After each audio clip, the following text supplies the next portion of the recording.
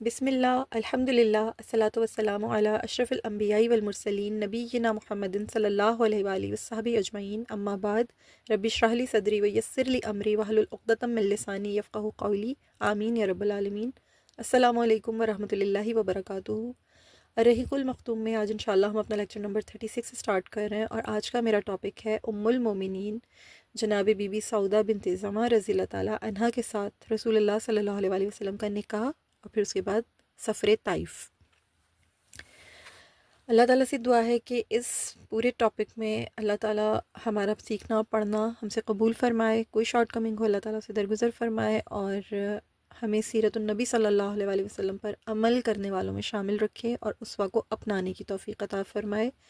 آمین یا رب العالمین۔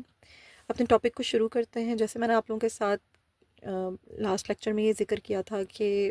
رسول اللہ صلی اللہ علیہ وآلہ وسلم کو یکے بعد دیگرے دو ایسے صدمات کا سامنا کرنا پڑا، دو ایسے علم انگیز حادثات ہوئے جو صرف چند دنوں کے دوران میں پیش آئے۔ یعنی ایک رسول اللہ صلی اللہ علیہ وآلہ وسلم کے شفیق چچا کا سایہ جو رجب 10 نبوی میں آپ صلی اللہ علیہ وآلہ وسلم کے سر سے اٹھ گیا، اور پھر اس کے بعد رمضان 10 نبوی میں رسول اللہ صلی اللہ علیہ وآلہ وسلم کی غمگزار، ہمدرد اور بہت ہی محبت کرنے والی رفیقہ حیات جناب سیدہ خدیجۃ الکبریٰ سلام اللہ تعالیٰ علیہا بھی اس جہان فانی سے کوچ فرما گئیں۔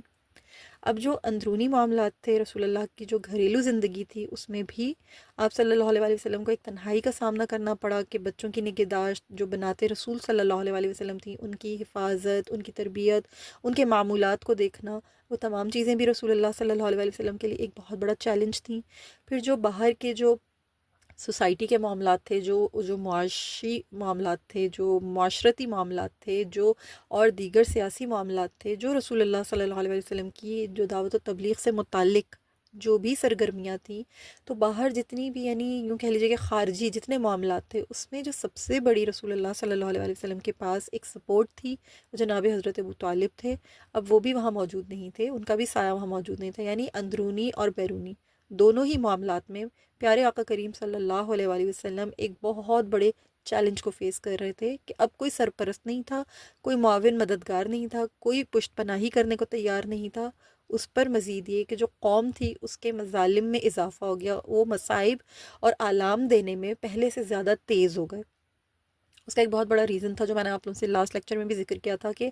ابو طالب علیہ السلام جب اس دارالندوہ کی کرسی پہ بیٹھے ہوئے تھے، جب وہ دارالندوہ یعنی ان کی پارلیمنٹ کا جب حصہ تھے بحیثیت سردار قریش یعنی سردار بنو ہاشم، تو ان کا ایک روب تھا، ایک دبدبا تھا، اور ان سب کے ذہنوں میں ایک تاثر تھا کہ یہ اجتماعی دین پر ہے، یہ ہمارے دین پر ہے، یہ محمد صلی اللہ علیہ وسلم کو حمایت ضرور دے رہے ہیں لیکن یہ ان کی بات کو ہماری وجہ سے یعنی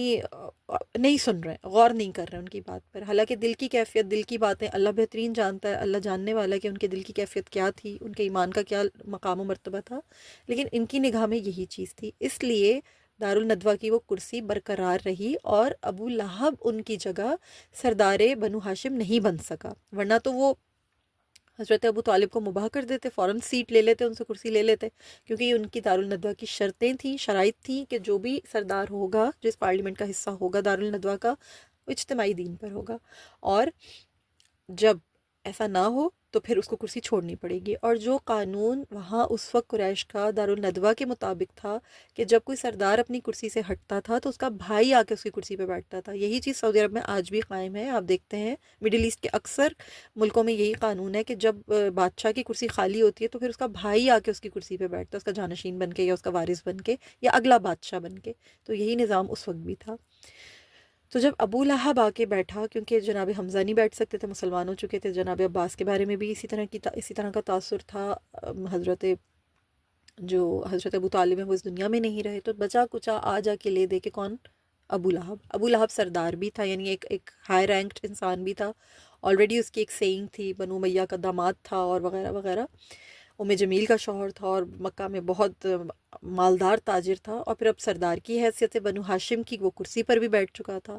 عداوت، نفرت جو رسول اللہ صلی اللہ علیہ وسلم کے خلاف اس نے ظاہر کی، وہ ہمیشہ ہی کی، کوئی نئی بات نہیں تھی، اور یہ چیز سب کو پتہ تھی کہ جس دن ابو لہب اس کرسی پر آ کر بیٹھ گیا تو رسول اللہ صلی اللہ علیہ وسلم کے ساتھ معاملات بہت تلخ اور سنگین ہو جائیں گے، اور یہ ہوا، یہ پریکٹیکلی ہوا۔ اسی دور اندیشی کے تحت جناب ابو طالب رسول اللہ صلی اللہ علیہ وسلم کی حفاظت فرماتے رہے، اپنے دین کو سیکریفائز، اپنے ایمان کو سیکریفائز کر کر کے حفاظت فرماتے رہے۔ بہرحال جب یہ ہوا کہ وہ کرسی پر آ کر بیٹھ گیا تو اس نے سب سے پہلا کام یہ کیا کہ رسول اللہ صلی اللہ علیہ وسلم کو مباح کر دیا۔ اب مباح کرنے کا مطلب یہ تھا کہ رسول اللہ صلی اللہ علیہ وسلم از نو مور دا ممبر آف بنو ہاشم۔ اب بنو ہاشم ان کے لیے رسپانسبل نہیں ہے۔ بنو ہاشم اب اس بات کے لیے نہ تو اگر ان کو خدا نخواستہ معاذ اللہ ثم معاذ اللہ انہیں قتل بھی کر دیا جائے گا تو بنو ہاشم کسی سے کوئی سوال نہیں کریں گے، بنو ہاشم کسی سے دیت نہیں مانگیں گے، بنو ہاشم کسی پر انگلی نہیں اٹھائیں گے، ان کے خلاف تلوار نہیں نکالیں گے، کیونکہ وہ ان کو ڈس اون کر رہے تھے۔ بنو ہاشم یعنی کہ بحیثیت سردار جب اس نے ڈس اون کر دیا تو پھر پورا قبیلہ پیچھے پیچھے، وہ کچھ کر نہیں سکتے۔ تو رسول اللہ صلی اللہ علیہ وسلم کو مباح کر دیا، جس کی وجہ سے قوم کی جسارتیں بہت بڑھ گئیں، سوال پوچھنے والا کوئی بچا ہی نہیں پیچھے، حفاظت کرنے والا کوئی بچا ہی نہیں پیچھے۔ اس کا نتیجہ یہ نکلا کہ قوم کے جو احمق ترین لوگ تھے، جو وہاں کے مشرک اور وہاں کے کفار تھے، ان میں احمق ترین لوگ رسول اللہ صلی اللہ علیہ وسلم کے سامنے سے آ کے ان کے سر میں مٹی ڈال کے چلے جاتے تھے، کچھ بھی بول کے چلے جاتے تھے، بد زبانی بد کلامی کر دیا کرتے تھے۔ ایک واقعہ اسی طرح کا ملتا ہے کہ ایک احمق نے رسول اللہ صلی اللہ علیہ وسلم کے سر مبارک میں سامنے سے آ کر مٹی ڈال دی۔ آپ صلی اللہ علیہ وسلم اسی حالت میں اپنے گھر تشریف لے گئے، مٹی آپ صلی اللہ علیہ وسلم کے سر پہ پڑی ہوئی تھی۔ رسول اللہ صلی اللہ علیہ وسلم کی ایک صاحبزادی نے اٹھ کر مٹی دھوئی اور وہ روتے روتے دھو رہی تھیں اس کو، یعنی وہ دھوئے جاتی تھیں اور رو رہی تھیں۔ تو رسول اللہ صلی اللہ علیہ وسلم نے انہیں تسلی دیتے ہوئے فرمایا کہ میری بیٹی مت رو، اللہ تعالیٰ تمہارے والد کی حفاظت ضرور فرمائے گا۔ اس دوران میں رسول اللہ صلی اللہ علیہ وسلم بھی یہ فرماتے جا رہے تھے کہ قریش نے میرے ساتھ کوئی ایسی بدسلوکی نہ کی جو مجھے ناگوار گزری ہو، یہاں تک کہ ابو طالب کا انتقال ہو گیا۔ یعنی اس طرح کے پے در پے آلام و مصائب کی بنا پر رسول اللہ صلی اللہ علیہ وسلم نے اس سال کا نام ہی عام الحزن یعنی غم کا سال رکھ دیا، اور یہ سال اسی نام سے تاریخ میں مشہور ہوا۔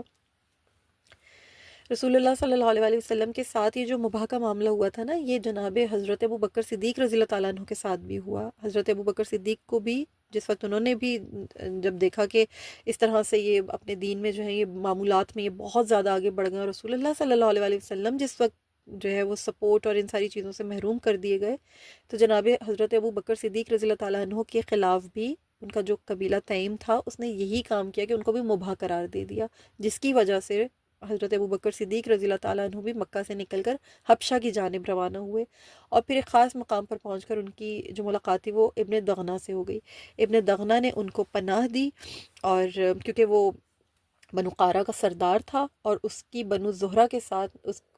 یعنی اس کی اس طرح کی معاونت تھی کہ وہ ان کا حلیف تھا، تو اس کی ایک سینگ تھی، اس کا ایک دبدبہ تھا، وہ ایک سردار تھا، اس کا ایک مقام و مرتبہ تھا۔ اس نے جناب ابو بکر صدیق رضی اللہ تعالیٰ عنہ کو کہا کہ آپ جیسے شخص، آپ جیسی عظیم شخصیت جو لوگوں کے کام آتی ہے، اتنی ہمدرد ہے، اتنی محبت کرنے والی ہے، نہ تو آپ کو کوئی مکہ سے نکال سکتا ہے اور نہ ہی آپ خود جا سکتے ہیں، تو آپ کو میں امان دیتا ہوں، میں آپ کو پناہ دیتا ہوں۔ تو وہ اس طرح سے حضرت ابو بکر صدیق رضی اللہ تعالیٰ عنہ کو واپس لے کر آیا، سردار تھا بہت بڑا، اپنی پناہ میں علل اعلان اس نے آ کے قریش کے سرداروں کے سامنے یہ کہا کہ بھائی میں ان کو اپنی پناہ دے رہا ہوں، یہ میری امانت ہے، مطلب میری امان میں ہے، میں ان کا امین ہوں، یہ میری امان میں رہیں گے، اور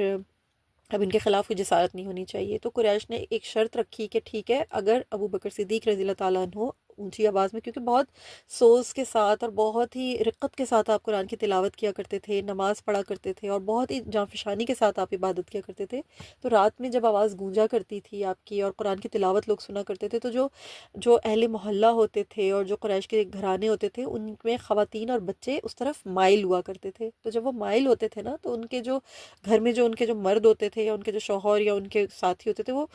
اس بات پہ پریشان ہوتے تھے، وہ کہتے تھے کہ ہمارے گھر میں فتنہ پیدا ہو رہا ہے، ہمارے بچے اور ہماری بیویاں دین کی طرف اسلام کی طرف راغب ہو رہی ہیں اور ہمارے دین سے متنفر ہو رہی ہیں،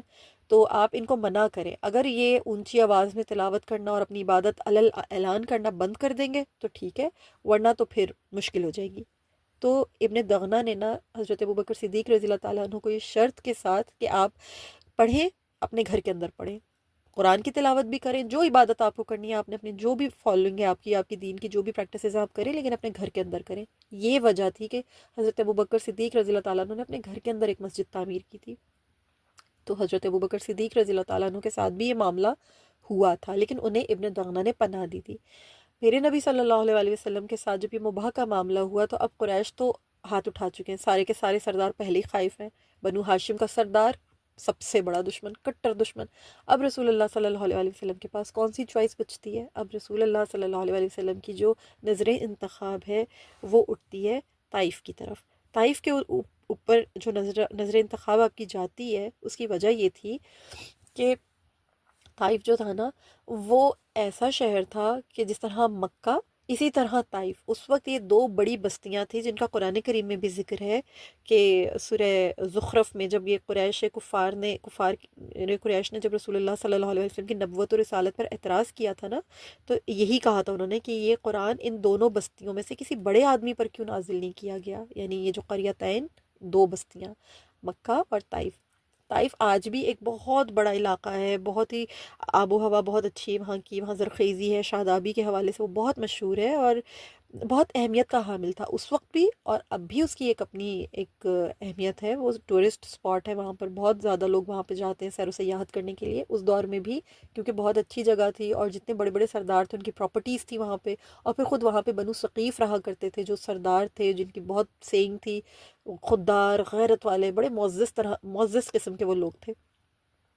تو رسول اللہ صلی اللہ علیہ وسلم کی نظر انتخاب اس لیے طائف کی طرف گئی کہ میں ان سرداروں کی طرف جاتا ہوں، ایک تو انہیں دین پیش کروں گا، اگر ان میں سے کسی ایک نے بھی دین قبول کر لیا تو مجھے ان کی پناہ مل جائے گی، اور پھر میرا وہاں پر رہنا آسان ہو جائے گا۔ مکہ میں تو دائرہ بہت تنگ ہو چکا ہے، تو میں وہاں پہ جاؤں گا تو شاید میرا رہنا آسان ہو جائے گا، پھر دعوت کی تبلیغ بھی ہوتی رہے گی اور اس طرح سے مجھے پناہ بھی مل جائے گی۔ یہ سوچ رکھ کے رسول اللہ صلی اللہ علیہ وسلم طائف کو آپ نے انتخاب فرمایا۔ آپ چاہتے تو آپ حبشہ بھی جا سکتے تھے، نجاشی تو آپ کو ریڈ کارپٹ بچھا کے ویلکم کہتا، لیکن رسول اللہ صلی اللہ علیہ وسلم کی یہ جو دعوت کی تحریک تھی یہ وہاں پر بے اثر ہو جاتی، کیونکہ وہاں تو کوئی آپ کی مخالفت ہی نہیں کرتا، اور رسول اللہ صلی اللہ علیہ وسلم کا اصل جو مقصد ہے وہ ان اندرون عرب جو معاملات تھے ان کے بگاڑ کو سدھارنا تھا، یعنی ان کو خصوصی طور پہ رسول اللہ صلی اللہ علیہ وسلم نے دعوت و تبلیغ کرنی تھی کہ آپ آئے ہی خصوصی طور پہ عرب کے لیے، اور عمومی طور پہ باقی تمام دنیا کے لیے، یعنی باقی جتنے بھی ممالک اور جتنی بھی قومیں تھیں ان کے لیے عمومی طور پہ، اور عرب کے لیے خصوصی طور پر آپ تشریف لائے تھے۔ تو رسول اللہ صلی اللہ علیہ وسلم اس جگہ کو چھوڑ نہیں سکتے تھے، اس جگہ میں ہی رہ کر آپ کو یہ سارے چیلنجز کو فیس کرنا تھا۔ اس سے پہلے رسول اللہ صلی اللہ علیہ وسلم کیونکہ اپنے جو ان کے جو گھر کے جو معاملات تھے، جو ان کے گھریلو جو اندرونی ان کے معاملات تھے، ان کے بارے میں بھی فکر مند رہا کرتے تھے اور غمگین رہا کرتے تھے، ظاہر سی بات ہے مغموم تھے، آسان نہیں تھا جب بن ماں کی بچیاں ان کو نظر آ رہی تھیں اور ان کے معاملات ان کو نظر آ رہے تھے، تو ان کی طبیعت بہت یعنی مغموم رہا کرتی تھی۔ تو ایسی صورت میں رسول اللہ صلی اللہ علیہ وآلہ وسلم کے پاس ایک بہت ہی جانثار قسم کی، ایک بہت ہی محبت کرنے والی اور بہت ہی احترام کرنے والی صحابیہ حضرت خولہ بنت حکیم رضی اللہ تعالیٰ عنہ تشریف لائیں اور آپ کی خدمت میں حاضر ہوئیں۔ اور یہ جو خولہ بنت حکیم ہے نا، یہ زوجہ تھی عثمان بن مظعون رضی اللہ تعالیٰ عنہ کی، ٹھیک ہے؟ تو یہ رسول اللہ صلی اللہ علیہ وسلم کی بارگاہ میں حاضر ہوئیں، بارگاہ نبوی میں حاضر ہو کر انہوں نے رسول اللہ صلی اللہ علیہ وسلم سے دوسری شادی کی بات کی کہ یا رسول اللہ صلی اللہ علیہ وسلم، میں نے خدیجہ رضی اللہ تعالیٰ عنہ کی وفات کے بعد آپ کو ہمیشہ غمزدہ دیکھا ہے، اور میں نے دیکھا ہے کہ وہ گھر کا انتظام سنبھالتی تھیں، بچوں کی تربیت کیا کرتی تھیں، انہی کے سپرد تھا یہ سارا معاملہ، تو اب آپ کے پاس ایک رفیق غمگزار کی بہت ضرورت ہے، آپ کو ضرورت ہے کسی ساتھی کی، تو اگر آپ اجازت دیں تو میں آپ کے نکاح ثانی کے لیے کوشش کروں۔ رسول اللہ صلی اللہ علیہ وآلہ وسلم نے فرمایا کہ تمہاری نگاہ میں ایسی کون سی خاتون ہے جن کو ان حالات میں تم میرے لیے مناسب سمجھتی ہو؟ تو حضرت خولہ بنت حکیم رضی اللہ تعالیٰ عنہ نے فوراً عرض کی کہ یا رسول اللہ صلی اللہ علیہ وآلہ وسلم، میں ایسی صورتحال میں سودا بنت زماں رضی اللہ تعالیٰ عنہ کو آپ کے لیے بہت معاون سمجھتی ہوں۔ تو رسول اللہ صلی اللہ علیہ وآلہ وسلم نے حضرت خولہ رضی اللہ تعالیٰ عنہ کی باتیں سن کر فرمایا کہ ٹھیک ہے، پھر آپ ان کو میرا پیغام پہنچا دو۔ حضرت خولہ رضی اللہ تعالیٰ عنہ سیدھا رسول اللہ صلی اللہ علیہ وسلم کا پیغام لے کے جناب سودا کے پاس گئیں اور ان سے رسول اللہ صلی اللہ علیہ وسلم کی خواہش بیان کی، جس پر حضرت سودا رضی اللہ تعالیٰ عنہ نے بخوشی اپنی رضامندی ظاہر کر دی، لیکن ساتھ یہ فرمایا کہ اس سلسلے میں میرے والد سے بات کرو۔ حضرت خولہ رضی اللہ تعالیٰ عنہ نے رسول اللہ صلی اللہ علیہ وآلہ وسلم کا پیغام جناب سودا بنت زما کے والد زما کو دیا، اور انہوں نے بھی بخوشی اس رشتے کو قبول کر لیا۔ اب یہاں رک کر پہلے ہم جناب سودا بنت زما رضی اللہ تعالیٰ عنہ کی جو سوانح عمری ہے، جو ان کے جو خصوصی فضائل ہیں، ان کی جو خدمات اسلام ہے، اور جو ان کی جو شان ہے، جو مراتب ہیں، ان کے بارے میں جانتے ہیں، ان کی تھوڑی سی سوانح حیات سمجھ لیتے ہیں، تاکہ ہمیں یہ پورے معاملات سمجھ میں آ جائیں کہ کس طرح اللہ تعالیٰ نے ان کے اوپر رسول اللہ صلی اللہ علیہ وسلم کا حرم کھولا، کس طرح رسول اللہ صلی اللہ علیہ وسلم کی زوجیت عطا کی، ان کو کیا شان عطا کی اللہ نے ان کو۔ تو یہ چیز جو ہے میں آپ لوگوں کے سامنے رکھتی ہوں کہ دیکھیں، جو رسول اللہ صلی اللہ علیہ وسلم کی جتنی بھی خواتین میں پوری دنیا کی، آپ پورے خواتین کے طبقے میں جو سب سے زیادہ فضیلت اور یعنی اہمیت کی جو حامل اور پاکیزہ ہستیاں ہیں نا، وہ ازواج مطہرات ہیں، اور وہ امہات المومنین کے لقب سے ان کو یاد کیا جاتا ہے۔ اور ان میں بھی سب سے زیادہ جو فضیلت حاصل ہے، جنہیں اولیت حاصل ہے، وہ حضرت خدیجہ سلام اللہ تعالیٰ علیہا ہے۔ ان کے بعد نبی مکرم صلی اللہ علیہ وسلم کی جو زوجہ بنی نا، وہ بنی ہے جناب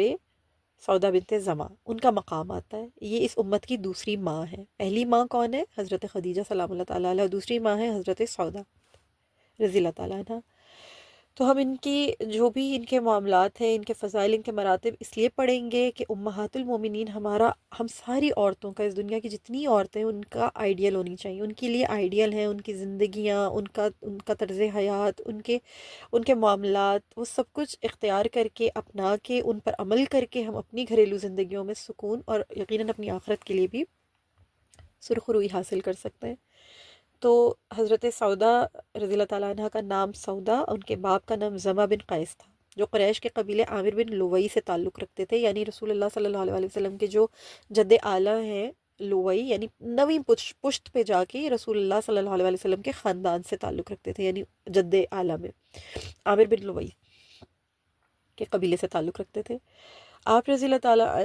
عنہ کی ماں کا نام شموس بنت قیس تھا، جو انصار کے خاندان بنو نجار سے تعلق رکھتی تھی۔ ابھی جو بنو نجار ہے، آپ کو پتہ ہے، میں نے آپ کو پہلے بھی بتایا تھا، انصار مدینہ سے تعلق رکھتے تھے یہ سب۔ اور جو حضرت سودا ہیں، ان کی والدہ کا تعلق بنو نجار سے تھا، انصار گھرانے سے تھا ان کا تعلق۔ سابقون الاولون میں رہی، بت پرستی سے ہمیشہ نفرت کرتی رہی، صالح طبیعت کی شخصیت تھی۔ انہوں نے دور جاہلیت میں ہی رسول اللہ صلی اللہ علیہ وسلم کی جب نبوت کا دعویٰ سنا، دین حق کی تبلیغ ان تک پہنچی، انہوں نے فوراً اس دعوت کو قبول فرما لیا، اور ان کا شمار ان لوگوں میں ہوتا ہے جنہیں قرآن نے سابقون الاولون کہا۔ ان کی ہی جو اسلام قبول کرنے کے بعد ان کی ہی کوششوں اور کاوشوں کے نتیجے میں ان کے جو خاوند تھے، ان کی پہلے شادی ہو چکی ہوئی تھی، ان کے خاوند بہت سلیم الفطرت انسان تھے، اور ان کا نام تھا حضرت سکران بن عمر رضی اللہ تعالیٰ عنہ۔ انہوں نے بھی اسلام قبول کیا، یعنی حضرت سودا رضی اللہ تعالیٰ عنہ نے انہیں بھی تبلیغ کی، اور انہوں نے اسلام کو قبول کیا، اور پھر ان کے بھائی اور ان کی بیویاں بھی دعوت اسلام کو سن کے مشرف و اسلام ہوئے۔ قبول اسلام کے بعد یہ جو سلیم الفطرت جوڑا تھا نا، یعنی حضرت سودا بنت زمع اور حضرت سکران بن عمر، یہ دونوں بہت جانفشانی کے ساتھ ستم، اذیتیں، سب کچھ برداشت کرتے رہے، لیکن جب ظلم و ستم بڑھ گیا نا ان کے اوپر قریش مکہ کی طرف سے، تو پھر انہوں نے رسول اللہ صلی اللہ علیہ وسلم کے مشورے پر حبشہ کی جانب ہجرت کی۔ کئی برس وہاں رہنے کے بعد پھر یہ لوگ مکہ واپس آئے، اور دوبارہ سے پھر انہوں نے تبلیغ اسلام میں شانہ بشانہ رسول اللہ صلی اللہ علیہ وسلم کے ساتھ اپنی ذمہ داریاں نبھانی شروع کر دیں۔ جب رسول اللہ صلی اللہ علیہ وسلم کی یعنی یہ جو حضرت سودا جب حبشہ سے واپسی آ رہی تھی نا، مکہ تشریف لا رہی تھیں، تو انہوں نے ایک خواب دیکھا تھا۔ انہوں نے خواب میں دیکھا کہ رسول اللہ صلی اللہ علیہ وسلم ان کے گھر تشریف لائے، یعنی حضرت سودا کے گھر تشریف لائے ہیں، اور حضرت سودا کی گردن پر رسول اللہ صلی اللہ علیہ وسلم کا قدم مبارک ہے۔ ایک روایت میں آتا ہے کہ ان کو گردن سے پکڑا رسول اللہ صلی اللہ علیہ وسلم نے۔ حضرت سودا نے اس خواب کے بارے میں اپنے شوہر سے ذکر کیا، حضرت سکران رضی اللہ تعالیٰ عنہ نے ان کو یہ بتایا، یہ بیان کیا خواب سن کے، کہ میرے فوت ہو جانے کے بعد تم یقیناً رسول اللہ صلی اللہ علیہ وسلم کے نکاح میں آؤ گی۔ اس کے بعد پھر ایک رات کو رسول اللہ صلی اللہ علیہ وسلم کے بارے میں انہوں نے، حضرت سودا نے یوں خواب یوں دیکھا کہ آپ رضی اللہ تعالیٰ عنہ تکیے کے سہارے لیٹی ہیں، اور آسمان پھٹا اور چاند ایک دم ان کے اوپر آ کر گر پڑا۔ اس خواب کی تعبیر بھی ان کے شوہر نے یہی بیان کی کہ میں بہت جلد فوت ہو جاؤں گا، اور تم عرب کے چاند یعنی محمد مصطفیٰ صلی اللہ علیہ وسلم کے نکاح میں آؤ گی۔ چند دنوں کے بعد ان خوابوں کو اللہ تعالیٰ نے حقیقت کا روپ دے دیا، اور حضرت سکران رضی اللہ تعالیٰ عنہ اچانک بیمار ہوئے، اور کچھ ہی دنوں کے بعد ان کا انتقال ہو گیا۔ اس طرح حضرت سودا رضی اللہ تعالیٰ عنہ بیوہ ہو گئی۔ اب یہ جو چیز تھی نا، یہ انہوں نے اپنے خواب جو تھے سوائے اپنے شوہر کے کسی کے ساتھ ذکر نہیں کیے تھے۔ ہوا کیا کہ اب رسول اللہ صلی اللہ علیہ وآلہ وسلم کی جو زندگی میں یہ جو پے در پہ جو یہ معاملات آئے کہ حضرت خدیجہ کا بھی ساتھ چھوٹ گیا اور حضرت جناب ابو طالب بھی وفات پا گئے، یہ جو حضرت سکران رضی اللہ تعالیٰ عنہ ہے، ان کی وفات بھی اتفاقاً 10 نبوی ہی کو ہوئی۔ اللہ کی شان دیکھیے، اللہ کی اپنی تکوینی حکمت ہے، جب اللہ نے رستے میں لانے ہوں اللہ اسی طرح میں لاتا ہے، سبحان اللہ العظیم۔ تو حضرت خولہ کی نگاہ میں نا حضرت سودا موجود تھیں، ان کی نگاہ میں وہ پہلے سے ہی موجود تھی، ان کو پتہ تھا کہ یہ بہت ہی نیک فطرت خاتون ہے اور رسول اللہ صلی اللہ علیہ وآلہ وسلم کے ساتھ یہ بہت جانفشانی کے ساتھ اور بہت ہی محبت اور رسپیکٹ کے ساتھ اس رشتے کو نبھائیں گی، بچوں کی ایک اچھی والدہ ثابت ہوں گی، ان کی اچھی نیک تربیت کریں گی، ان کے ساتھ شفقت سے پیش آئیں گی۔ تو اس بات میں حضرت خولہ نے جو انتخاب کیا وہ جناب سودا کا کیا، اور جناب سودا کے پاس جب یہ رشتہ گیا انہوں نے اپنے والد کی طرف اس کو منسلک کر دیا کہ آپ میرے والد سے پوچھ لیں، میں بخوشی راضی ہوں، رضامندی ظاہر کر دی۔ والد نے بھی بہت خوشی سے اس کو قبول کیا، اور یوں رسول اللہ صلی اللہ علیہ وآلہ وسلم حضرت سودا رضی اللہ تعالیٰ عنہ کے گھر تشریف لے گئے۔ وہاں پہ حضرت سودا کے والد زماں نے اپنی بیٹی کا نکاح نبی کریم صلی اللہ علیہ وآلہ وسلم سے 400 درہم بحق مہر کے خود پڑھایا، ٹھیک ہے۔ اور بعض روایات میں آتا ہے کہ ان کا نکاح حضرت ابوبکر نے پڑھایا، بعض روایات میں آتا ہے کہ حضرت حاتب بن عمر نے پڑھایا۔ بہرحال نکاح ہو گیا۔ حضرت سودا کے بھائی عبداللہ بن زماں جو اس وقت ایمان نہیں لائے تھے، اسلام انہوں نے اس وقت قبول نہیں کیا تھا، مکہ سے کہیں باہر گئے ہوئے تھے، جب وہ واپس آئے تو اس نکاح کا سن کر سخت رنجیدہ ہوئے اور اپنے سر پر انہوں نے خاک ڈالی۔ کچھ مدت کے بعد انہوں نے اسلام قبول کیا اور شرف صحابیت سے سرفراز ہوئے، لیکن انہیں ساری عمر اس بات کا افسوس رہا کہ میں نے یہ نادانی کیوں کی تھی، میں نے اپنے سر میں مٹی کیوں ڈالی تھی۔ اس نادانی پہ وہ ساری زندگی افسوس کرتے رہے۔ حضرت سودا کا نکاح شوال 10 نبوی میں ہوا، اس وقت آپ کی عمر 50 سال تھی، اور رسول اللہ صلی اللہ علیہ وآلہ وسلم کی عمر مبارک بھی اس وقت 50 سال تھی، ٹھیک ہے۔ یوں ان دونوں حضرات کی اللہ تعالیٰ نے نئی زندگی جو ہے شروع فرمائی۔ رسول اللہ صلی اللہ علیہ وآلہ وسلم کے گھر حضرت سودا جو ہے نکاح کر کے تشریف لے آئی، اور اس وقت آپ صلی اللہ علیہ وآلہ وسلم کی جو صاحبزادیاں تھیں، جو پیغمبر زادیاں تھیں، وہ کم عمر تھیں۔ حضرت سودا رضی اللہ تعالیٰ عنہ نے ان کی پرورش کی بہت اعلیٰ انداز میں، اور انہیں حقیقی ماں کی طرح پیار بھی دیا، شفقت بھی دی۔ اسی طرح نبی کریم صلی اللہ علیہ وآلہ وسلم کی طبیعت جو بن ماں کے بچوں کو دیکھ دیکھ کے افسردہ ہو رہی تھی، وہ افسردگی ختم ہو گئی۔ پھر حضرت سودا نے ان بچیوں کی اچھے طریقے سے شادیوں کا بھی اہتمام کیا، بڑے احسن طریقے سے انہیں سنبھالا، پالا رکھا، سب کیا۔ رسول اللہ صلی اللہ علیہ وآلہ وسلم کے ساتھ بھی آپ نے بہت بہت تعاون فرمایا، بہت خیال رکھا، مشکل وقت میں، مشکل حالات میں جب مخالفت ہوتی تھی آپ حوصلہ بڑھایا کرتی تھیں، خدمت کیا کرتی تھیں، بہت گھر میں رسول اللہ صلی اللہ علیہ وسلم کو ہر طرح کی بے فکری دیا کرتی تھیں کہ آپ ہم وقت اسلام کی تبلیغ میں لگ گئے۔ حضرت سودا نے دعوت و تبلیغ دین میں بھی آپ صلی اللہ علیہ وسلم کا ساتھ دیا۔ بے انتہا صابر خاتون تھیں، بے انتہا شاکرہ تھیں، اور اتنی رسول اللہ صلی اللہ علیہ وسلم سے محبت کیا کرتی تھیں کہ رسول اللہ صلی اللہ علیہ وسلم کے ماتھے پر کوئی شکن نہیں آنے دیتی تھیں، کبھی بھی ان کو، یعنی رسول اللہ صلی اللہ علیہ وسلم کو ان سے کسی حوالے سے کبھی شکایت نہیں ہوئی تھی، اور رسول اللہ صلی اللہ علیہ وسلم کو دلاسا دیا کرتی تھیں۔ رویہ بہت مشفقانہ ہوتا تھا اپنی باقی جتنی بھی رسول اللہ صلی اللہ علیہ وسلم کی جو دیگر ازواج تھیں ان کی طرف بہت ہی محبت کے ساتھ پیش آتی تھیں، بہت ہی پیار کے ساتھ پیش آتی تھیں، شفیق رہا کرتی تھیں، اعلیٰ اخلاق کی مالکہ تھیں، رحم دل تھیں، سخی تھیں، جو کچھ ان کے ہاتھ آتا تھا وہ سب حاجت مندوں میں تقسیم کر دیا کرتی تھیں۔ حضرت سودا دستکار تھیں، تو اس دستکاری کر کے نا جو بھی آمدنی ہوا کرتی تھی اسے بھی اللہ کی راہ میں خرچ کر دیتی تھیں، اور جب حضرت عمر فاروق رضی اللہ تعالیٰ عنہ کا دور خلافت تھا تو ظاہر ہے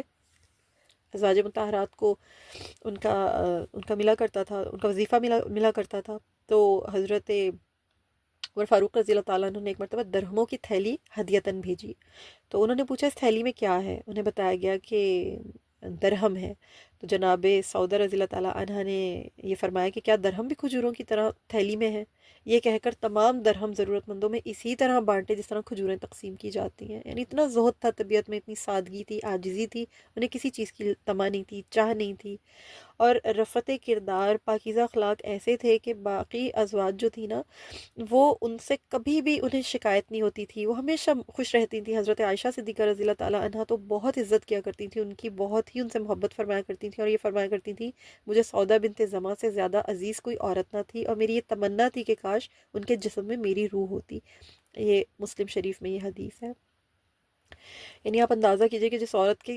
کی جو سوتن ہو وہ اس طرح سے کہتی ہو تو اس کو رشک آ رہا ہو، تو پھر آپ اس خاتون کی پاکیزگی کا اور اس خاتون کی فضیلت کا اندازہ کیجئے کہ کیا ہوگی، اور ان کے اخلاق کتنے اعلیٰ ہوں گے کہ کتنی محبت کے ساتھ وہ اس رشتے کو، جو سب سے زیادہ ڈینجرس رشتہ ہے، سب سے زیادہ خطرناک رشتہ ہے، اس رشتے کو بھی اتنی احسن طریقے سے نبھا رہی ہیں. سبحان اللہ العظیم. پھر حضرت سودا جو ہے نا، انہوں نے اپنا جو اپنی باری تھی وہ حضرت عائشہ کو ہبا کر دی تھی. یعنی رسول اللہ صلی اللہ علیہ وسلم نے نا اپنی ازواج کے درمیان ایک دن اور رات کی باری مقرر کی ہوئی تھی، سوائے حضرت سودا بنت زمع کی. وہ اپنی باری میں بھی رسول اللہ صلی اللہ علیہ وسلم سے مطلب نا وہ انہیں اجازت دے دیا کرتی تھی، رضامندی ظاہر کر دیتی تھی کہ آپ جناب بی بی عائشہ صدیقہ رضی اللہ تعالیٰ عنہ کے پاس چلے جائیں،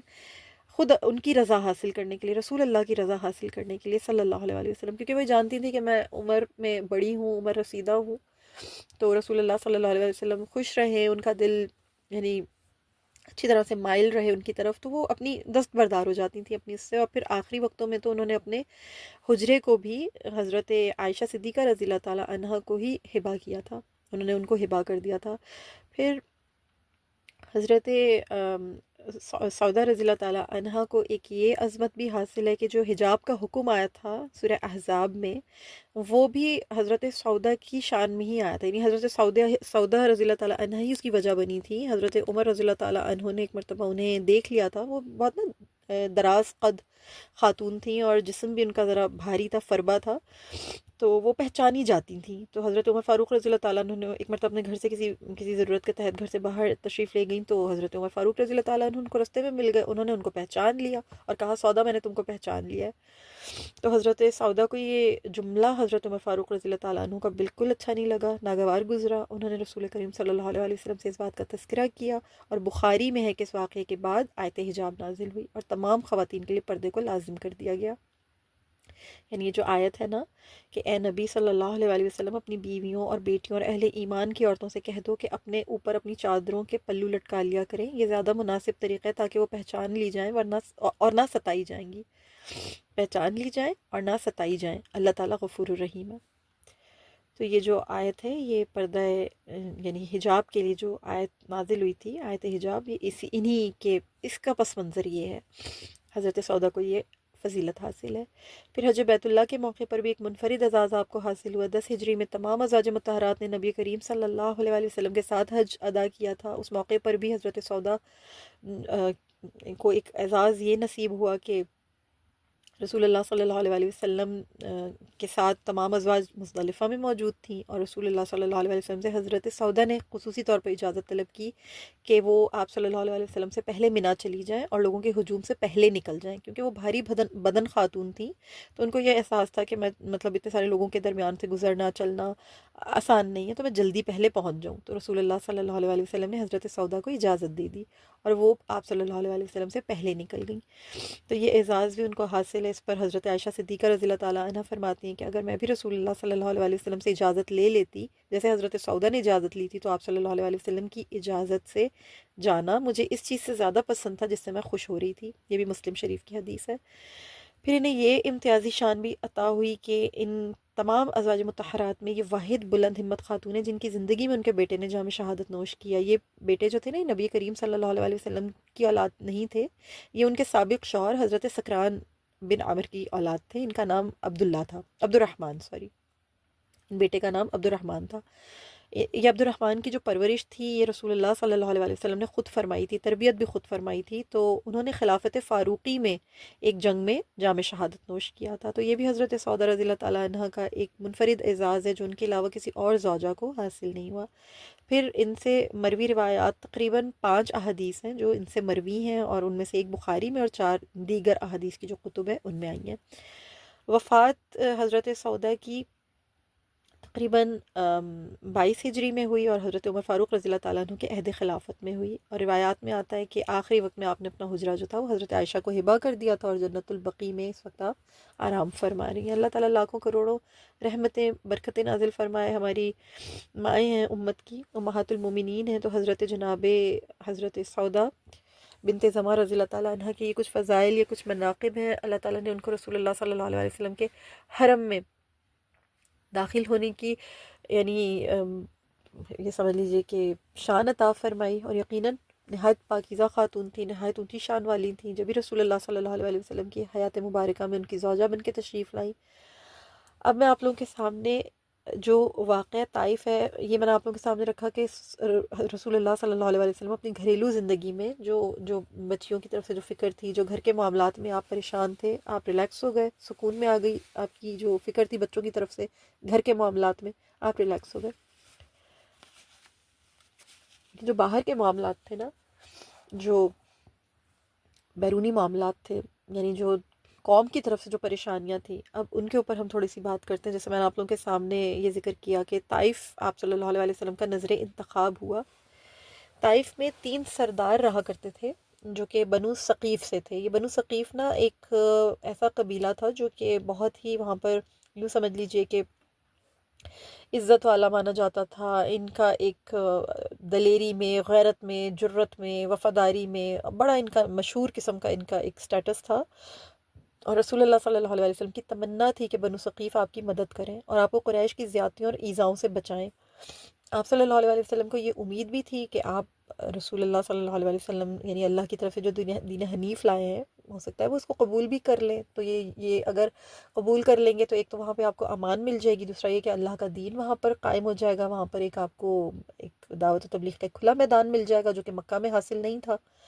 تو یہ خواہشات اور یہ تمام چیزیں آپ صلی اللہ علیہ وسلم اپنے دل میں لے کے، یہ ارمان اور یہ خواہشات لے کے آپ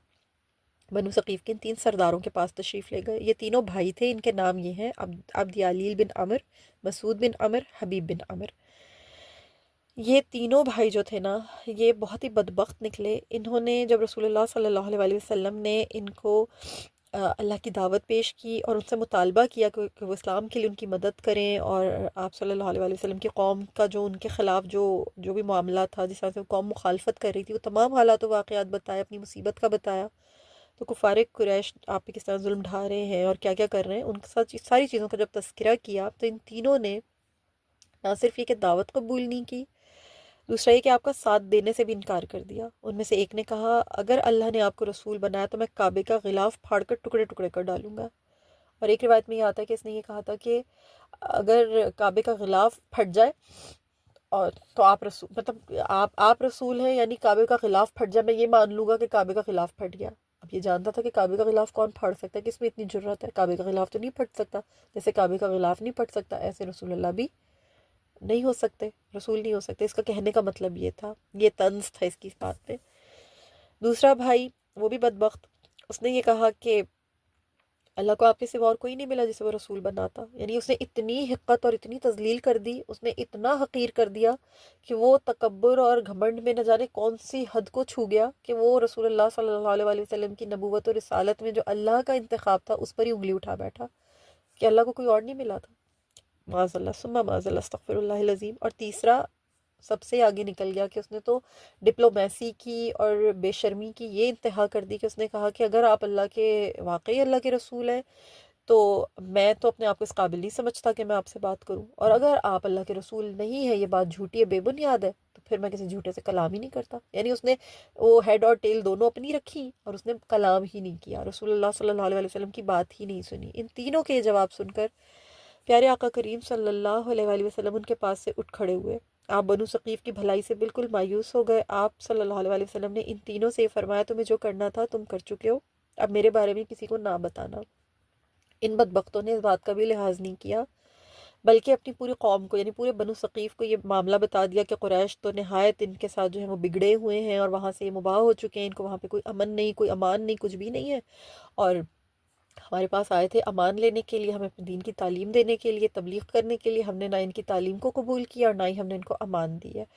رسول اللہ صلی اللہ علیہ وسلم کے بیک آف دا مائنڈ یہ چیز تھی کہ اگر قریش کو یہ بات پتہ چل جائے گی تو وہ مزید غم و غصے میں اور غضب میں مزید وہ چڑھ دوڑیں گے اور زیادہ بھڑک اٹھے گی یہ آگ، تو بنو ثقیف ان کو نہ بتائیں کہ میں اس وقت کہاں پہ ہوں اور میں کیا بات کر رہا ہوں، میں کیا مطلب اپنے حالات و واقعات کو ظاہر نہیں کرنا چاہ رہے تھے رسول اللہ صلی اللہ علیہ وسلم۔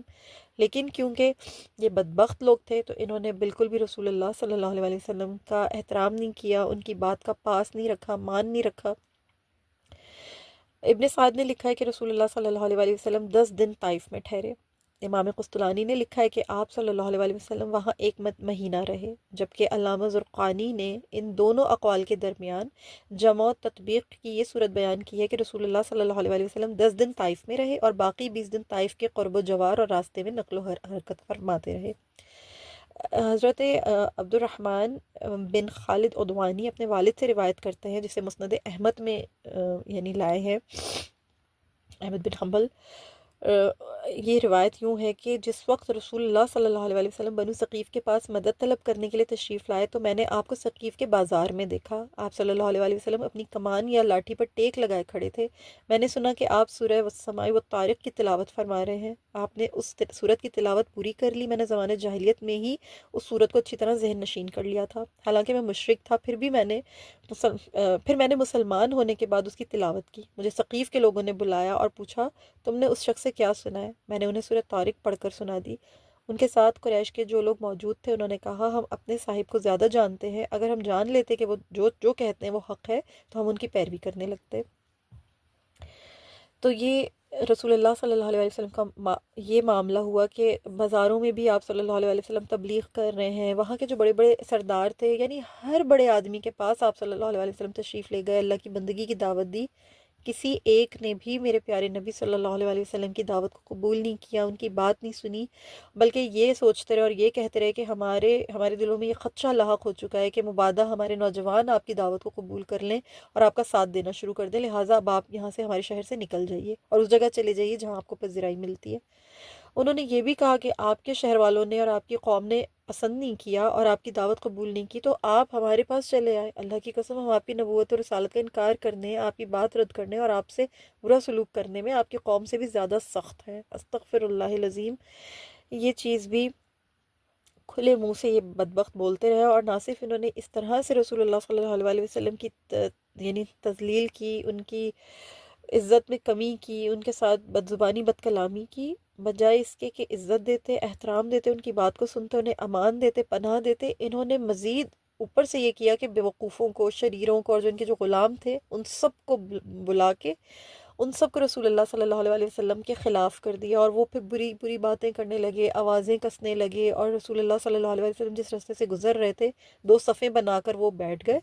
اور ان کے ہاتھوں میں پتھر پکڑا دیے گئے، اور جب رسول اللہ صلی اللہ علیہ وسلم ان کی صفوں کے درمیان سے گزرے تو انہوں نے سنگ باری شروع کر دی، اتنا خون بہایا انہوں نے، جیسے جیسے رسول اللہ صلی اللہ علیہ وسلم اپنا دوسرا قدم آگے بڑھاتے وہ ان کے قدم کے اوپر، یعنی ان کے جو قدم مبارک تھے ان کے اوپر پتھر برساتے تھے، اس کے ساتھ ساتھ وہ آپ صلی اللہ علیہ وسلم کا مذاق بھی اڑا رہے تھے، وہ ساتھ ساتھ بدتمیزیاں کر رہے تھے، ٹھٹھے اڑا رہے تھے، غلط الفاظ منہ سے ادا کر رہے تھے، اور شریر اور گستاخ بے ادب آوازیں کس رہے تھے، اور اس طرح رسول اللہ صلی اللہ علیہ وآلہ وسلم نہایت تکلیف کے ساتھ اس بازار سے گزرے۔ اور سلمان تیمی رحمہ اللہ نے بیان کیا ہے کہ جب رسول اللہ صلی اللہ علیہ وآلہ وسلم کو پتھر لگنے سے شدید درد اور تکلیف ہوتی تو آپ صلی اللہ علیہ وآلہ وسلم زمین پر بیٹھ جاتے، وہ لوگ آپ کو دونوں بازوؤں سے پکڑ کر دوبارہ کھڑا کر دیتے، جب آپ چلتے تو وہ دوبارہ آپ پر پتھروں کی بارش کرتے تھے اور آپ کی تکلیف دیکھ کر خوب ہنستے تھے۔ پتھروں کی لگاتار ضرب سے رسول اللہ صلی اللہ علیہ وآلہ وسلم کی دونوں ٹانگیں لہولہان ہو گئیں، آپ کے پائے مبارک خون سے رنگین اور جوتے خون آلود ہو گئے۔ زید بن حارثہ رضی اللہ تعالیٰ عنہ اپنے آپ کو آگے کر کے رسول اللہ صلی اللہ علیہ وآلہ وسلم کو پتھروں سے بچاتے تھے، اس طرح ان کے سر پر بھی کئی زخم لگے۔ طائف کے لوگ مسلسل رسول اللہ صلی اللہ علیہ وآلہ وسلم کے پیچھے لگے رہے، یہاں تک کہ انہوں نے آپ کو ایک باغ میں پناہ لینے پر مجبور کر دیا۔ یہ باغ ربیعہ کے بیٹوں عتبہ اور شیبہ کا تھا۔ طائف سے اس باغ کا فاصلہ تقریباً 3 میل یعنی تقریباً 5 کلومیٹر تھا۔ عتبہ اور شیبہ دونوں اس وقت باغ میں موجود تھے۔ وہاں سے بنو ثقیف کے وہ جو بیوقوف لوگ تھے، جو بدتمیز گستاخ بچے تھے، نوجوان تھے، جو غلام وغیرہ تھے، انہوں نے جب یہ دیکھا کہ اب آپ اس باغ میں آ گئے تو وہ پھر پیچھا کرتے کرتے واپس چلے گئے، یعنی وہ وہاں سے پلٹے 5 کلومیٹر تک تقریباً یہ پیچھا ہی کرتے رہے اور رسول اللہ صلی اللہ علیہ وسلم کو ایذا ہی پہنچاتے رہے۔ رسول اللہ صلی اللہ علیہ وآلہ وسلم انگور کی ایک بیل کے سائے کے تلے بیٹھ گئے۔ ربیعہ کے دونوں بیٹے آپ کو دیکھ رہے تھے، اہل طائف کے بیوقوفوں شریروں سے جو آپ کو تکلیف پہنچی وہ اس کا مشاہدہ بھی کر رہے تھے۔ آپ صلی اللہ علیہ وآلہ وسلم بے حد غمگین، پریشان اور درد میں مبتلا تھے، آپ کی دونوں ٹانگوں سے خون بہہ رہا تھا۔ آپ صلی اللہ علیہ وآلہ وسلم نے باغ میں عتبہ اور شیبہ کو دیکھا تو ان کے پاس تشریف لے جانا پسند نہ فرمایا، بلکہ وہیں بیٹھے رہے جہاں پہ آپ صلی اللہ علیہ وسلم تشریف فرما تھے، کیونکہ انہیں اللہ اور اس کے رسول صلی اللہ علیہ وسلم سے جو عداوت تھی نا، اسے آپ صلی اللہ علیہ وسلم اچھی طرح سے جانتے تھے کہ یہ تو وہ لوگ نہیں ہیں جو میری بات کو سنیں گے اور اللہ سے اور مجھ سے بہت عداوت رکھتے ہیں۔ ابن اسحاق نے لکھا ہے کہ رسول اللہ صلی اللہ علیہ وسلم نے بنو جمح یعنی قریش کی ایک شاخ کی عورت سے رسول اللہ صلی اللہ علیہ وسلم ملے۔ وہ بنو ثقیف کے 3 سردار بھائیوں میں سے ایک کی زوجیت میں تھی۔ آپ صلی اللہ علیہ وسلم نے اس سے فرمایا، دیکھو ہمیں تمہارے دیوروں سے کس قدر تکلیف پہنچی ہے۔ طائف کے کسی ایک مرد یا عورت نے بھی آپ کی دعوت پر لبیک نہ کہا۔ اہل طائف نے آپ کو جتنا ستایا اور جس قدر ایذائیں پہنچائیں وہ مشرکین مکہ کی ذرا ثانیوں سے کہیں زیادہ تھیں۔ اسی مقام پر ایک دفعہ وعظ کرتے ہوئے اللہ کے رسول صلی اللہ علیہ وآلہ وسلم کو اتنی چوٹیں لگیں کہ آپ بے ہوش ہو کر گر پڑے۔ زید رضی اللہ تعالیٰ عنہ نے آپ کو اپنی پیٹھ پر اٹھا آبادی سے باہر لے کر پانی کے چھینٹے دیے تو جا کر آپ صلی اللہ علیہ وآلہ وسلم کو ہوش آیا۔ یعنی یہ طائف کے جو لوگ تھے نا، یہ ثقیف، بنو ثقیف خصوصی طور پہ، آپ جب آگے جا کر انشاءاللہ تعالیٰ ایک غزوہ ہوئی تھی، غزوہ ثقیف جس کو کہا جاتا ہے، آپ وہ بھی پڑھیں گے نا تو آپ کو اندازہ ہوگا کہ فتح مکہ کے بعد ہوئی تھی وہ۔ یہ ثقیف کے لوگوں نے رسول اللہ صلی اللہ علیہ وسلم کو بہت ٹف ٹائم دیا ہے، بہت کٹھور اور بڑے سخت لوگ تھے۔ انہوں نے بہت سخت وقت دکھایا رسول اللہ صلی اللہ علیہ وسلم کو۔ زبردست صدمے کی حالت تھی، رسول اللہ صلی اللہ علیہ وسلم شدید تکلیف میں تھے، اور ان شدید تکلیفوں اور بے پناہ ایذاؤں کے بعد اور اتنا صدمہ تھا آپ کو کہ ایک شخص بھی مسلمان نہیں ہو سکا۔ اس کے باعث آپ بہت سخت دل گرفتگی کے عالم میں تھے، اور آپ کا قلب اطہر بہت بہت دکھ میں تھا، لیکن اللہ تعالیٰ کی تعظیم اور اس کی ذات اقدس سے آپ کو شدید محبت تھی، اس لیے جذبات آپ کے دل میں بہت بری طرح سے بہت تیزی کے ساتھ امڑ رہے تھے، لبریز تھا آپ کا سینہ۔ اس حال میں رسول اللہ صلی اللہ علیہ وآلہ وسلم نے اللہ تعالیٰ کے حضور کچھ دعائیہ الفاظ کہے، جو کہ یہ جو دعا ہے نا، اس دعا کو کہا جاتا ہے دعائے مستضعفین۔ یعنی اللہ کی بارگاہ میں رسول اللہ صلی اللہ علیہ وآلہ وسلم نے کچھ الفاظ ادا کیے، وہ آپ کے سامنے میں اسکرین پہ چلا رہی ہوں۔ عربی میں تو یہ بہت حسین ہے، میں آپ کے سامنے ایک ترجمہ رکھ رہی ہوں ان کا، کہ اللہ میں تجھ سے اپنی کمزوری، بے بسی اور لوگوں کے نزدیک اپنی بے وقتی کی شکایت کرتا ہوں۔ اے سب رحم کرنے والوں سے بڑھ کر رحم فرمانے والے، تو کمزوروں کا رب ہے، تو ہی میرا رب ہے۔ تو مجھے کس کے حوالے کرتا ہے؟ کسی اجنبی کے جو میرے ساتھ ترش روی سے پیش آئے، یا کسی دشمن کے جسے تو میرے معاملے کا مالک بنائے؟ اگر مجھ پر تیرا غضب نہیں تو مجھے کوئی پرواہ نہیں، لیکن تیری عافیت میرے لیے بہت وسیع ہے۔ میں تیرے چہرے کے اس نور کی پناہ چاہتا ہوں جس سے تاریکیاں روشن ہوئی، اور جس سے دنیا و آخرت کا معاملہ درست ہوا، کہ تو مجھ پر اپنا غضب نازل کرے یا تیری ناراضی مجھ پر اترے۔ مجھے تیری ہی رضا مطلوب ہے، یہاں تک کہ تو راضی ہو جائے۔ تیری ہی بخشی ہوئی توفیق سے نیکی کرنے یا بدی سے بچنے کی طاقت نصیب ہوتی ہے۔ رسول اللہ صلی اللہ علیہ وسلم نے پہلے کچھ اللہ تعالیٰ سے اپنی کمزوری، بے بسی، اپنی لاچاری، اپنی بے وقتی کی شکایت کی، یعنی کس کے ساتھ اپنا دل ہلکا کرے۔ انسان ہی ہوتا ہے، ہم بھی اللہ کے سامنے گریا کرتے ہیں، ہم بھی اللہ کے سامنے فریاد کرتے ہیں نا، تو ہماری زبان پر بھی اسی طرح سے کلمات آتے ہیں کہ اللہ تعالیٰ ہمیں کن کے سپرد کر دیا، اللہ تعالیٰ ہمارا کون ہے آپ کے سوا، اللہ تعالیٰ ہم کہاں جائیں، اللہ تعالیٰ ہم کس سے بات کریں۔ یہ ہمارے انداز بھی ہے نا، یہ ہمارے زبانوں پر بھی یہ کلمات آتے ہیں۔ تو اندازہ کیجئے رسول اللہ صلی اللہ علیہ وسلم کو جب چاروں طرف کوئی نظر نہیں آ رہا تھا تو کس قدر بے بسی اور لاچاری کے ساتھ انہوں نے اللہ تعالیٰ سے یہ شکوہ کیا۔ پھر اچانک ان کے اوپر جو عبدیت کا رنگ تھا وہ چڑھا، وہ طاری ہوا ان کے اوپر، اور انہوں نے اللہ تعالیٰ سے کہا کہ اگر مجھ پر تیرا غضب نہیں تو مجھے کوئی پرواہ نہیں۔ یہ ان کا مقام عبدیت تھا۔ فوراً ان کی طبیعت اس طرف مائل ہو گئی کہ اگر میرا رب مجھ پر ناراض نہیں ہے نا، غضبناک نہیں ہے، پھر مجھے کوئی پرواہ نہیں ہے، پھر میرے ساتھ جو ہو، بس مجھے تیری نصرت چاہیے، تیری حمایت چاہیے، تو مجھے نیکی کرنے اور بدی سے بچنے کی طاقت نصیب کرے گا، تو ہی مجھ پہ راضی ہو۔ اور جو الفاظ پیارے آقا کریم صلی اللہ علیہ وآلہ وسلم نے خوبصورت اور جامع انداز میں یہاں پہ ادا فرمائے، ولا حول ولا قوت الا بکا، یہاں پہ یہ دعا رسول اللہ صلی اللہ علیہ وسلم کی ختم ہوتی ہے۔ کیا کیفیت ہوگی آپ صلی اللہ علیہ وسلم کی، کیا قلبی اضطراب ہوگا، اندازہ کیجئے۔ یہ ساری چیزیں، یہ جو معاملات تھے نا، یہ ربیہ کے دونوں بیٹے یعنی عتبہ اور شیبہ، یہ دونوں یہ وحشیانہ سلوک دیکھ رہے تھے، انہوں نے اپنی آنکھوں سے دیکھا تھا یہ وحشیانہ سلوک، تو ان کا جو خون قرابت تھا نا اس نے جوش مارا۔ انہوں نے اپنے ایک عیسائی غلام کو بلایا، اس کا نام اداس تھا۔ یہ اداس جو تھا یہ نینوا کا رہنے والا تھا، اور نینوا وہ شہر ہے جہاں سے حضرت یونس بن متا علیہ السلام جہاں سے تعلق رکھتے تھے، یہ ان کی بستی کا باشندہ تھا۔ تو عداس کو انہوں نے اپنے غلام کو بلایا اور اسے انگور، جو ان کے باغ میں جو انگور تھے وہ بیل دی، انگوروں کی بیل سے خوشا یعنی ایک بنچ توڑا، اس کو طباق میں رکھا اور پھر اسے اس شخص کی یعنی رسول اللہ صلی اللہ علیہ وسلم کی خدمت میں لے جانے کو کہا کہ وہ جو شخص بیٹھا ہوا ہے نا وہاں پہ جاؤ، اس کی خدمت میں لے جاؤ، انہیں جا کر کہو کہ یہ تناول فرمائے۔ یعنی ایسا کٹر دشمن، ایسا سنگین دشمن، ایسا بدبخت دشمن، جو سیم شہر میں رہتے ہوئے رسول اللہ صلی اللہ علیہ وسلم کی بعثت سے پہلے کے جو 40 سال ہے، بعثت سے پہلے کے 40 سال دیکھ چکا ہے، صادق اور امین ہے، اتنے شرف والے، اتنے حسب والے، نسب والے، جاہ و جلال والے، حشم والے،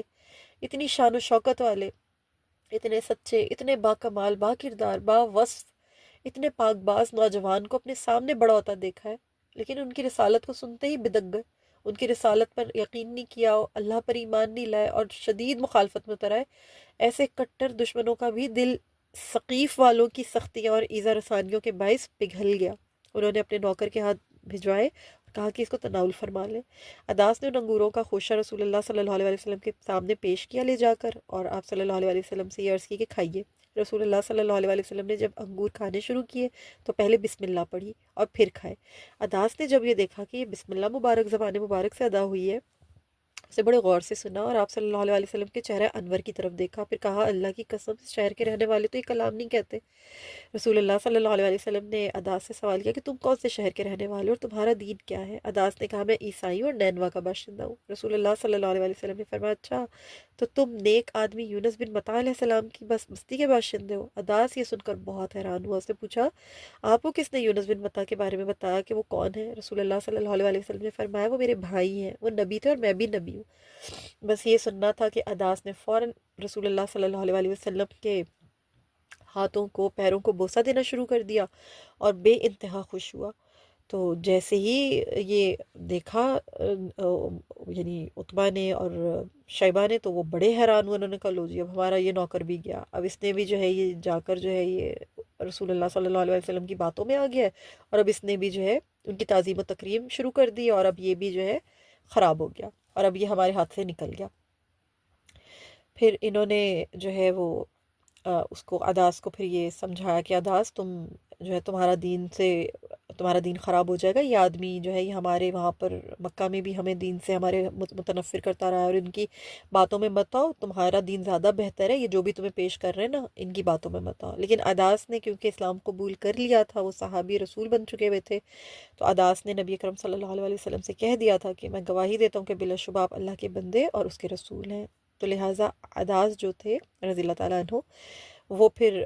جو ہے اسلام قبول کر لیا انہوں نے، اور رسول اللہ صلی اللہ علیہ وآلہ وسلم کے دل کو بہرحال اللہ تعالیٰ نے یہ تقویت عطا کی کہ جہاں پورا شہر مخالفت کر رہا تھا، وہاں اس شہر کا باشندہ تو نہیں لیکن ایک دوسرے شہر کا باشندہ، ایک دوسرے قبیلے کا باشندہ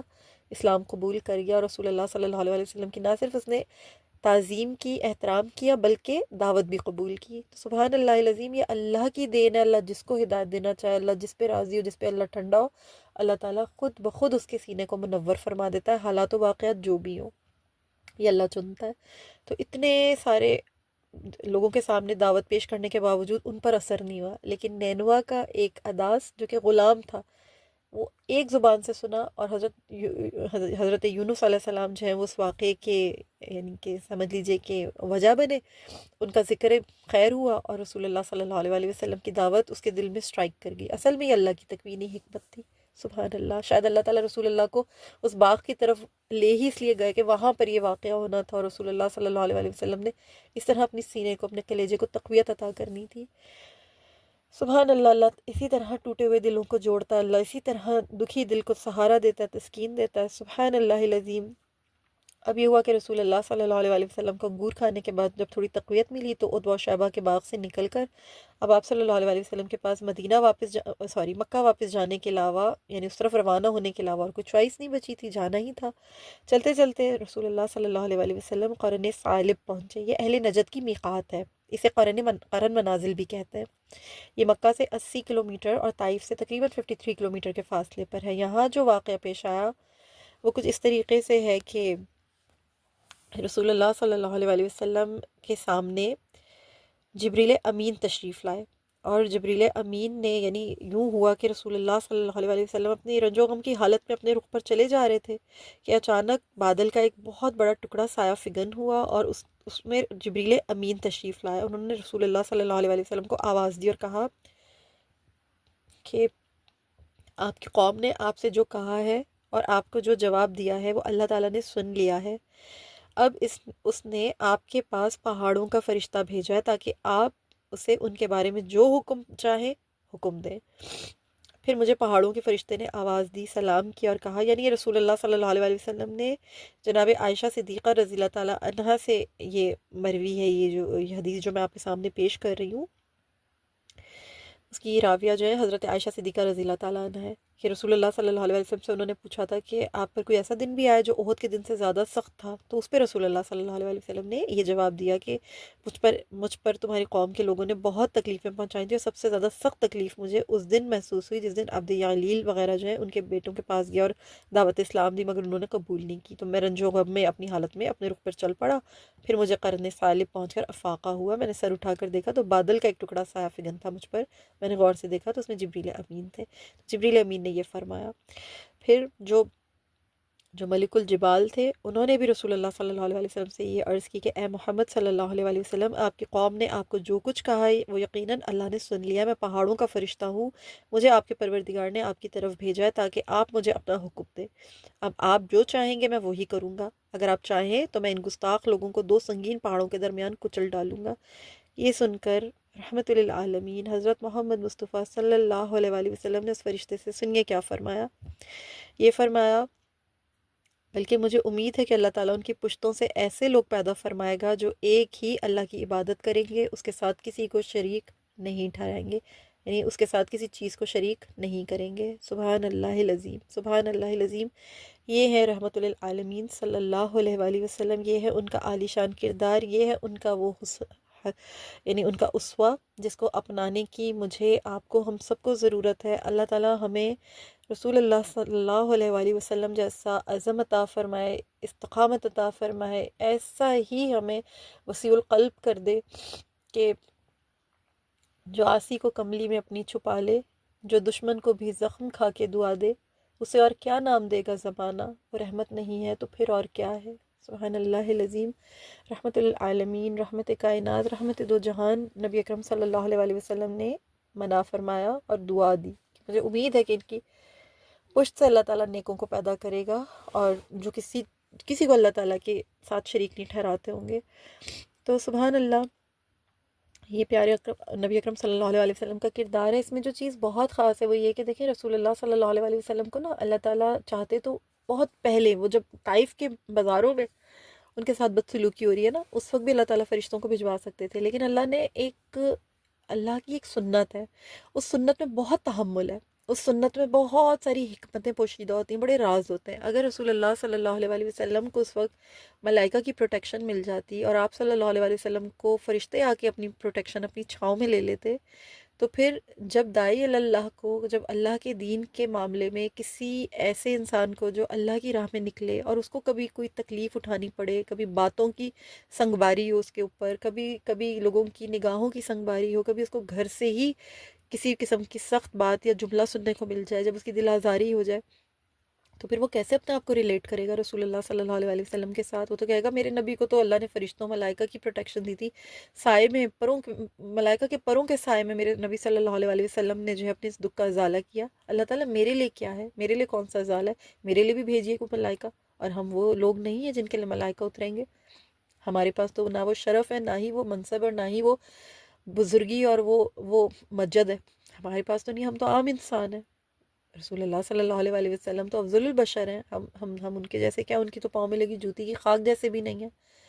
تو ہم اپنے آپ کو کیسے اس معاملے میں جو ہے